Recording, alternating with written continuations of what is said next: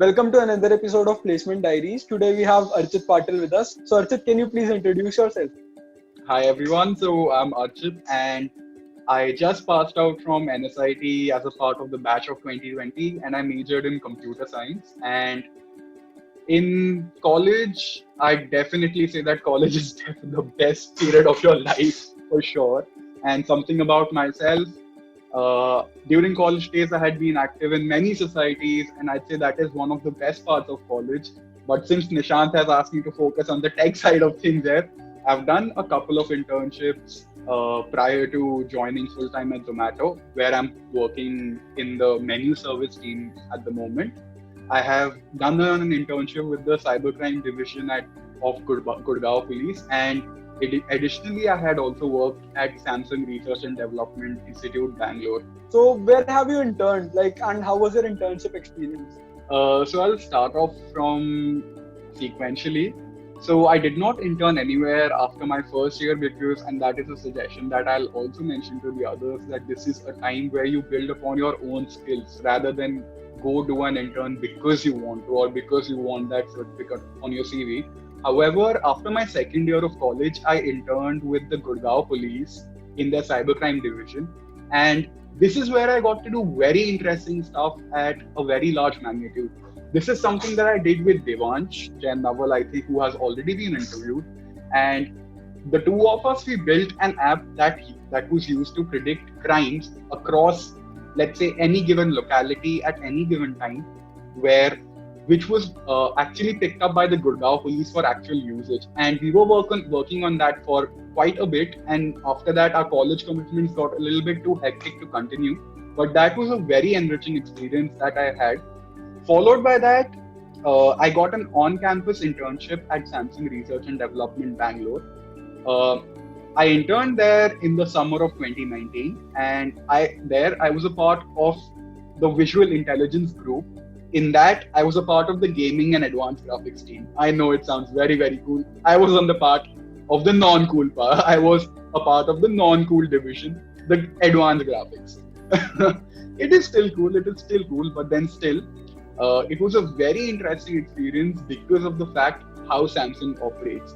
I will tell you this right now. Samsung is unlike any other tech company because of the fact that Samsung, all the personal projects that you have, all the cool, hype buzzwords that you see around you, NLP, AI, ML, all of these are used so much in personal projects. But if you go to any regular tech company, there's a very, very small chance that you actually get to work on any of these technologies, unless you have done your masters in machine learning, unless or until you built a profile that is suitable for a data scientist. However, that's not the case at Samsung, because Samsung in Bangalore, this is their premier R&D facility, research and development, and that stands up to its name because of the fact that all of the research and new features that go into a lot of their models, even their flagship S11s and all of that, S12, all of that, a large chunk of it comes from the research facility in Bangalore. And there, as a part of the gaming and advanced graphics team, I worked on rendering of volumetric data on smartphones using Vulkan. And this is something that was already done using another graphics library for Samsung. And my aim was to basically optimize the rendering part of it for models for 3D models that you see. And the reason at the very beginning I did mention that the experience is unlike any other tech company, it's because of the part that you are doing your own personal project at Samsung. However, that personal project has the impact of being on millions and millions of smartphones. What you're doing may be an extended version of a personal project. It is purely research oriented, and your aim is to just build the best possible feature that you can. There is no traditional development that goes on at Samsung, at least from what I experienced. And that is one very refreshing thing about it. Great. So another question is, can you please tell us your college journey from first year to fourth year, what all you have done, in which all societies you were a part of, and which all competitions you went to? All right. So with the beginning of my very first year, I tried to join every single society that I could. I auditioned for every single one of them, and by the end, it's been 4 years since that moment. But I do remember I was in 4 or 5 parallel societies at once, and some of them were the entrepreneurship cell. I was a part of the PR society, Crosslinks of NSIT. I was a part of the debating society, and that was a journey that every fresher should take of exploring. And I know it's a very cliched word, exploring, but uh, it does give you a lot of perspective and helps you kickstart your college life with the in the most active way possible. And as a part of these societies, I did get to experience a lot of different stuff. I went to debates, I went to MUNs, I went to entrepreneurship summits.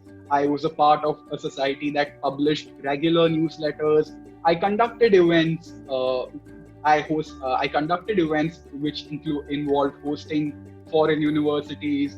I was a part of the team that conducts orientations for freshers. So basically, my first year was very haphazard, yet very, very active. And so one thing I'd say is that all of these activities can be managed with tech activities going on in the background or at the foreground. It's all about how much you manage your time, because trust me, in college, especially at NSIT, you have tons of free time in your hand. So it all just depends whether you're playing some games or whether you want to give that one particular hour to learning something new. And that is one thing I do regret, that I didn't do that. I didn't pay a lot of attention to myself technically from a personal viewpoint. However, it's all right. It's your first year. One of the most wonderful experiences that I have had from college has to be being a part of the annual delegation that goes and represents NSIT and the University of Delhi at the Harvard National Model UN. And this is conducted at Harvard University in Boston, and it has to be one of the most enriching and one of the most fun experiences I've had in my life, because at the end of the day, you're interacting with greater than 3,000 people that have flown in from 90 plus countries, and it's the closest thing to the actual UN you can experience. And trust me, being a part of a college trip, it wasn't a trip, it was an experience with wonderfully minded and brilliant people, is and was an opportunity of a lifetime. And that was honestly something that I would cherish till the end of time, because that gave me such great insights into how everything works around us. And basically, it's all about the people interaction. It's all about that particular experience. And it's one that is absolutely unparalleled and one that I will cherish for a long time to come. So after that ended, I did involve myself in the debating society much more. And in my second year of college, I primarily focused on, again, not a lot on the technical side of things, again, something I regret. But although I did have a lot of fun conducting debates, being a part of the senior second year gang that conducts all of these events across college. And in my speaking very honestly, if you told me at the end of my second year to build a website from scratch or do anything of a personal project, I would have to start from the ground level. I did not pay any special attention to developing myself personally, technically. And nowadays, you see all of the people that in their very first semester itself have gone on to do great things, have been a part of fantastic organizations. And if at the end of my second year, I did feel like I was lacking behind technically. And I did decide that summer that I need to do something different. And that is why I applied for the Gurugram Police Cybersecurity Internship, and I got through. And that was a wonderful experience. And that was my first real project that I had personally and as a part of an organization. So I did mention about that earlier. And I also knew that at the beginning of the third year, there will be internship placements. The season will start. And to prepare for that, I followed the usual advice given by any senior, do 40 lead code questions, do the must do of Geeks for Geeks. And I did do that. And I would say that it did improve my knowledge to a bit, but I do feel like it might be superficial preparatory knowledge, not genuine knowledge that you have and genuine understanding that you develop at a level that one should have to get into the best of tech companies. However, I do consider myself a bit lucky in that aspect, I'd suggest. Or basically, it's all about the interview at the end of the day. And I do feel like my interview for Samsung went very well. And if you'd like to know about that process, there were 2 rounds that were conducted. And the first one was a pen paper round which was, since it was 2 years ago, it was something related to graphs. And other than that, the second round was basically an interview that was focused on my personal resume, and it was also puzzle based for me. And that is not something people traditionally experience at Samsung, but that was my interview experience at that particular day.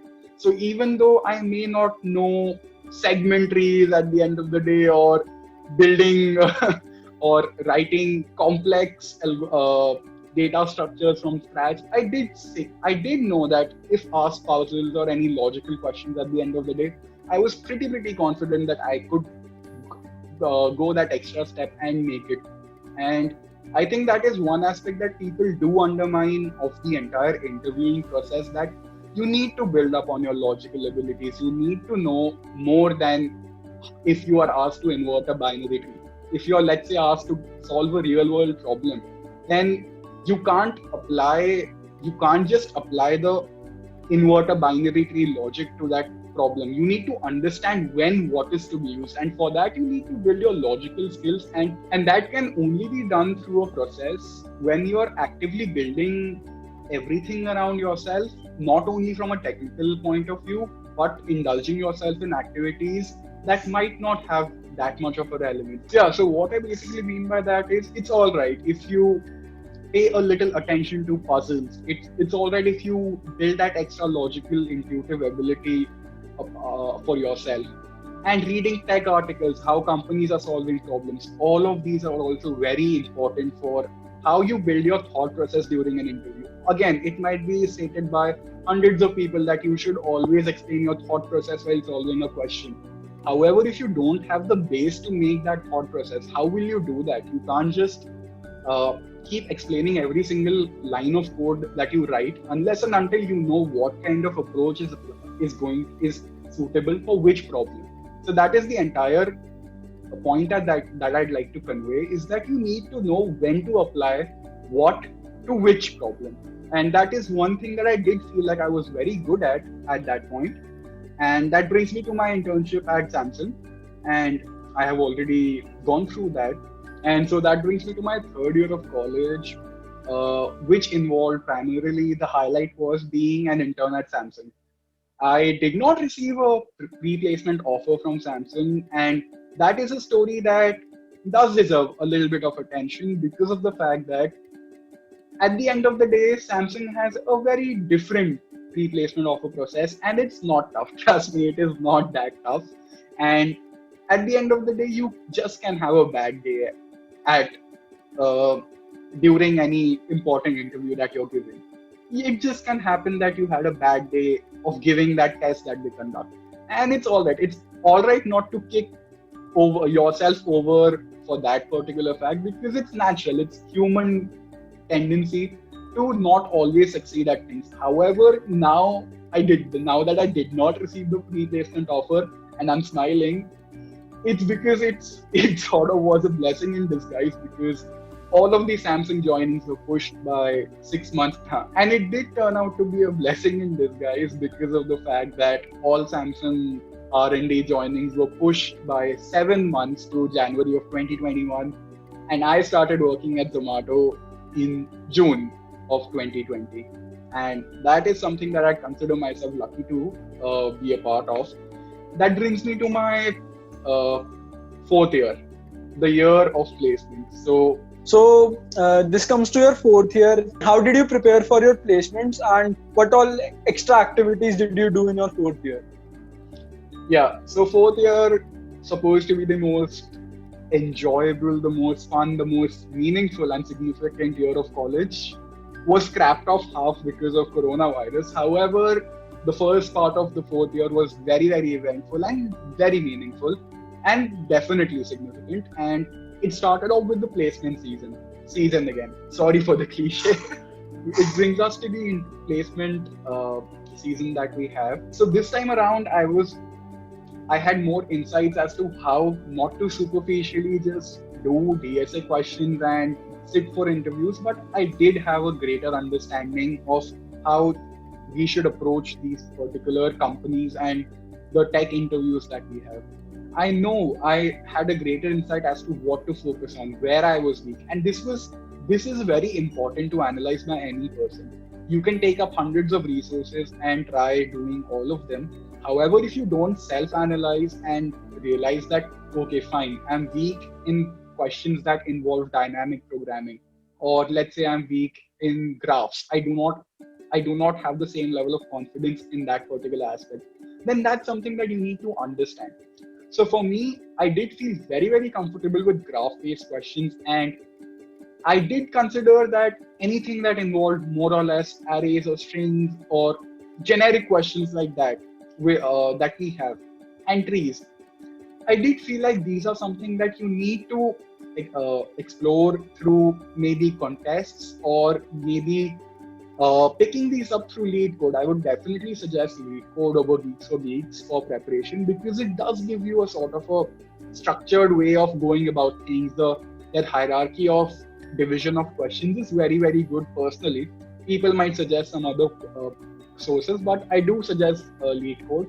And another resource that I went through before my placement season was going through interview bit for the sections that I felt like I was lacking in. So that primarily involved dynamic programming for me, and I did see an improvement in the sections that I felt weaker at in my that I was weaker at in my third year of college when I sat for placements in my fourth year.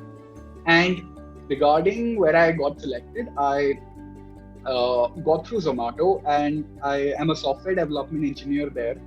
And the process for Zomato involved firstly a written test which had 4 questions, and these questions were of medium difficulty, I'd say.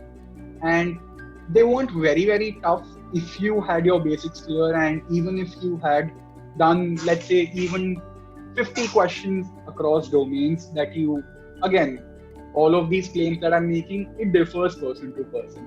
50 might be a comfortable spot for me, 100 might be a comfortable spot for you, 20 might be a comfortable spot for a person that has already gone through the and understands these concepts very well.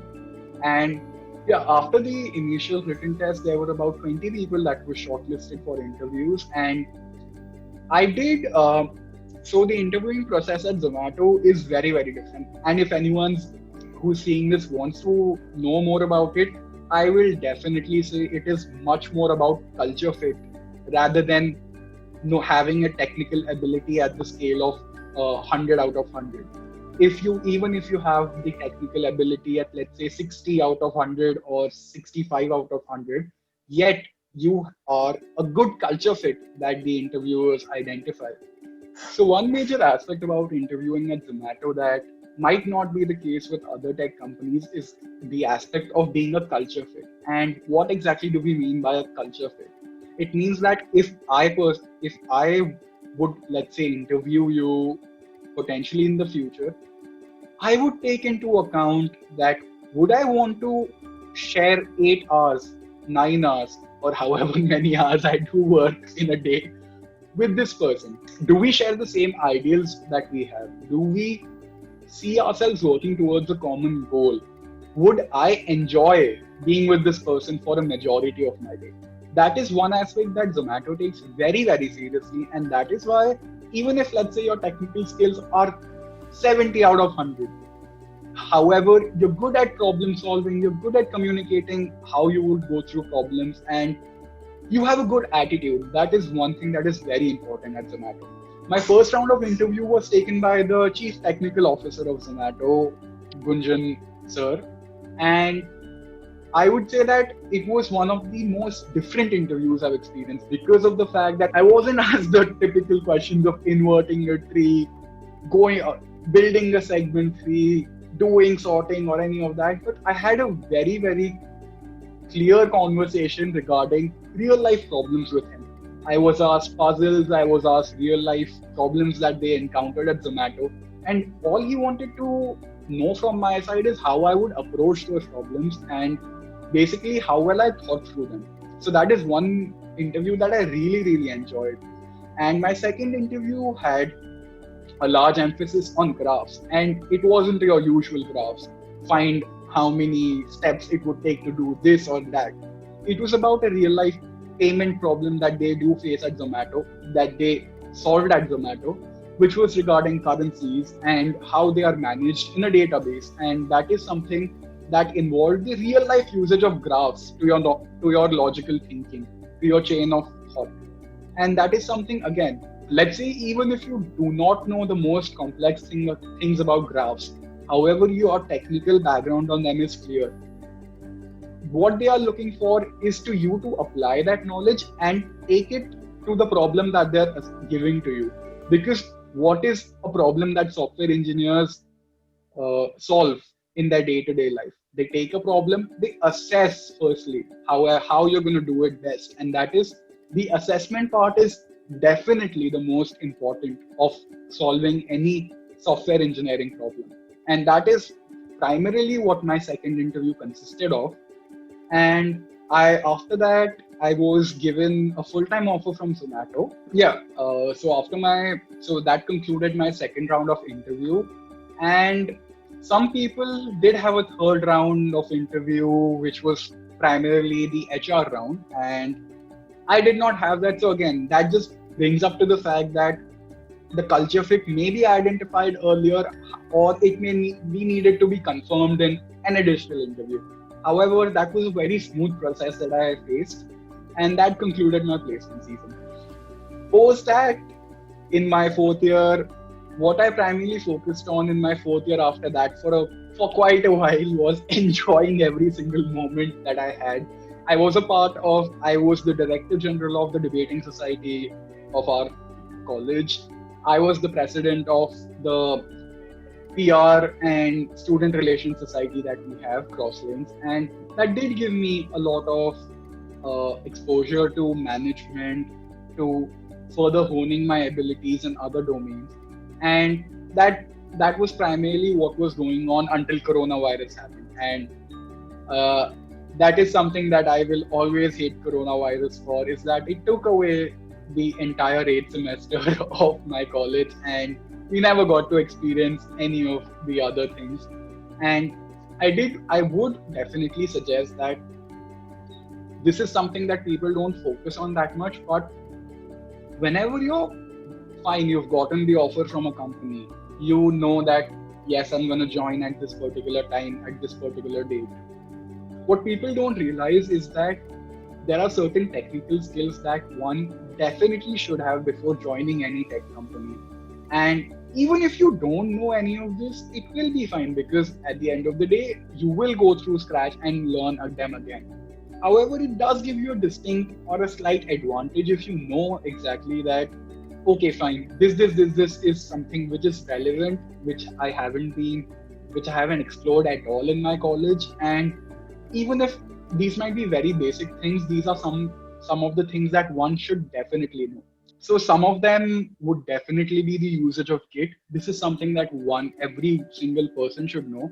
The second part is that an ID should be your best friend. You should know every single tips and tricks that an ID has to offer that increases your productivity.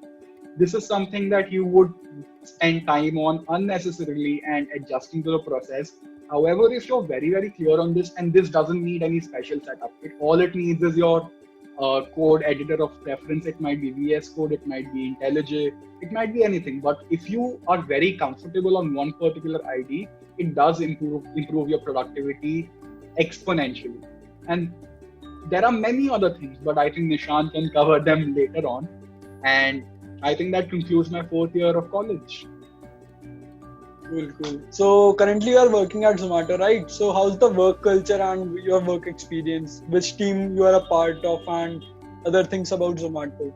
So the day I joined Zomato, I was assigned to the catalog team that we have, and what my day-to-day activities primarily involve is that whenever you head over to the Zomato app and see any particular aspect of it related to the menus, or what we call them basically is catalogs that you see. Every single aspect about that. It might be sections of your recommended, it might be dev done for the dark theme, it might be something that we do not support at the moment, a variation of combos. So at Zomato, my work is primarily backend. However, I did indulge a bit in front end at the beginning and got the basics and the concepts of React and Redux clear for an internal project, an internal dashboard that had to be made. However, my work is primarily on the backend and is done in Golang and PHP. Regarding the work culture at Zomato, that is one of the best things about it, is because you are surrounded by energetic and lively folks around you. And this is a very good part about it, is because every single person around you is so technically brilliant and so great to talk to. It's about that culture fit that I said. Every single person is so helpful, and working at Zomato is fun. Fun is the word I'd use. And it's something that we say at Zomato, good things happen to those who hustle. And that is definitely the first thing on the job description. It is hustling, because you have a deadline of, let's say, Friday, and it needs to be done by Friday because there is a customer launch. Because since it's a B2C company, every single change that you make, a small change, that is visible to millions and millions of people after that particular feature is made live. And you can see it on your phone. You go to your dad's phone and you check, Acha, can I see this feature that I added? Okay, yes, I can. Okay, it's working properly. So it's that particular thrill and excitement of contributing to a project that has the visibility to millions of people. And that is one of the best things about Zomato. So last question, do you have any suggestions for juniors? Regarding suggestions for juniors, the one thing that I would always say is that never be dormant at this stage. What I mean by dormant is always have something going on for you, whether personally or as a part of a society. Don't sit idle in your college life. If you don't enjoy coding, or if you tried out a technical project and didn't enjoy it that much, try exploring other domains and finding out if you like those particular domains much better than the technical field. However, my advice to those who want to go into the technical side of things and want to get into product companies as software engineers, or let's say machine learning engineers, I would say that fine, you may follow every single aspect of that interview preparation courses that hundreds of people have. You may listen to others' experiences. However, you cannot exactly emulate other people, because at the end of the day, every person is different. Every person has to go through a different set of procedures. And that brings me to my original point. Never sit idle. So when I say never say idle, what I mean is, if you have that one particular extra hour of your day that is available, don't spend all of it playing CSGO or chilling with your friends in hostel.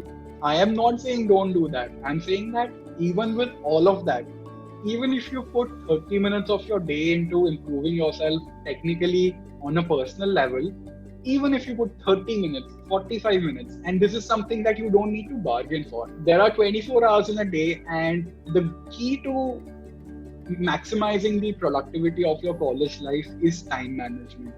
Even if you are able to successfully use 45 minutes to an hour of your 24 hours for delving into the productive side of things, it will be very helpful for you, because of the fact that A, you will be technically proficient, B, you will get experiences that others do not have, and C, whenever you want to prepare for any of these interviews, you will have a resume that stands out from others because of the personal projects you did, or any research papers you wrote, or any unique thing that you did.